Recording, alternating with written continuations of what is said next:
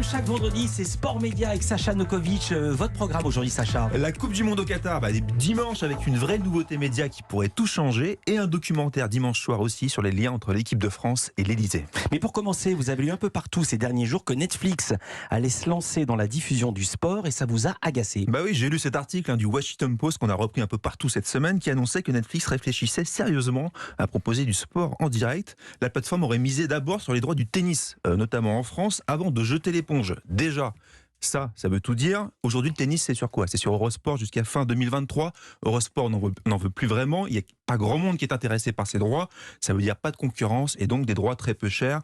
Netflix, s'il avait voulu, aurait eu les droits sans souci. Idem, Netflix, joli, aurait voulu s'offrir la Ligue mondiale de surf. Alors apparemment trop cher, là encore pour elle, mais le surf, je suis désolé, c'était gratuit sur Facebook pendant des années, personne n'en veut, ça vaut quasiment zéro aujourd'hui dans le droit, donc on comprend pas.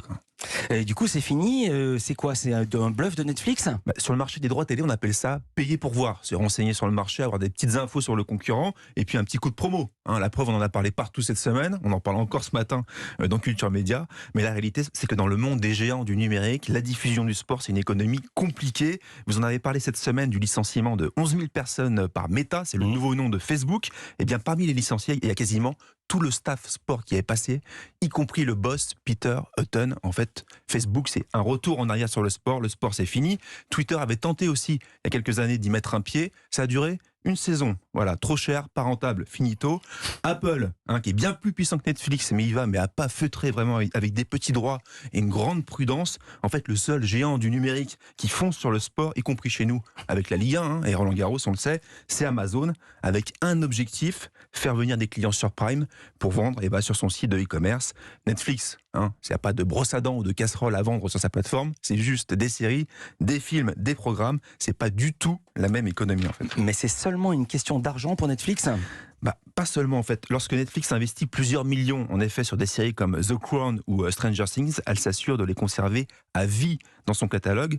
Des droits sportifs, vous les payez plus cher, mais sur des cycles de 3 ou 4 ans avant de possiblement les perdre. En fait, c'est ce qui a d'ailleurs toujours effrayé Netflix, donc c'est très surprenant. Et selon moi, je vous le dis, ne vous attendez pas à lancer un match de foot ou même de tennis avec cette petite musique.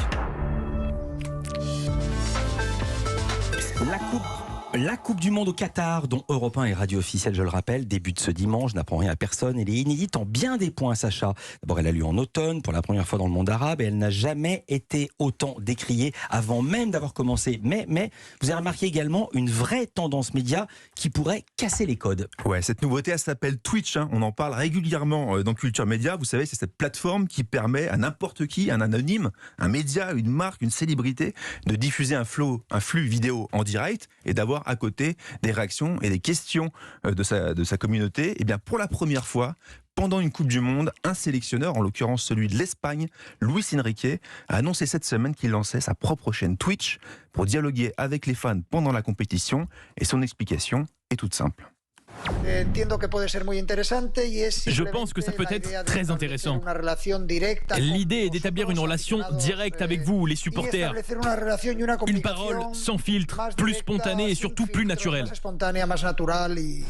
Luis Enrique en personne, oui. Mais il va tout de même continuer à parler aux médias traditionnels. Oui, il a des obligations, notamment avant et après les matchs. Il peut heureusement pas y déroger, ça c'est le règlement FIFA, le règlement de la Coupe du Monde. Mais ça sera intéressant quand même de voir s'il sera plus libre le soir dans sa chambre d'hôtel, tranquillement à dialoguer avec les supporters, qu'en conférence de presse face aux méchants journalistes qui posent les questions qui fâchent.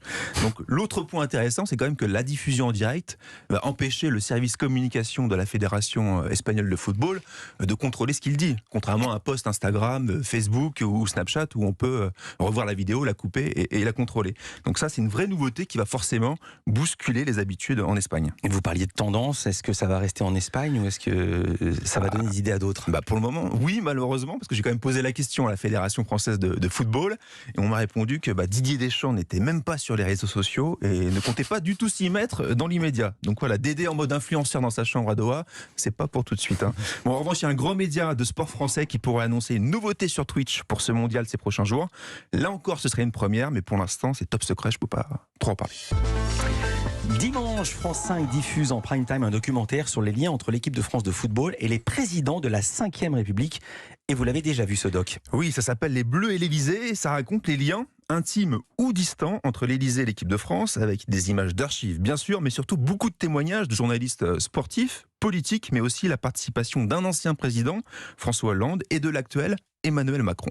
Pas de Nicolas Sarkozy. Non, a priori, il a moins envie de parler de football en ce moment. C'est ce que m'a dit le réalisateur du film, Mohamed Bouafsi. Il faut dire que c'est pas la France qui gagne sous Sarkozy, c'est l'Euro 2008, ça c'est cata, et c'est surtout Naïsna 2010, la grève des joueurs. Ouais, exactement, c'est compliqué. Mais même quand la France gagne, comme en 2018, il y a quand même des polémiques. Souvenez-vous, lorsque les Bleus étaient revenus en France, descente des Champs-Élysées ultra rapide, express, les supporters ont à peine eu le temps de voir les Bleus.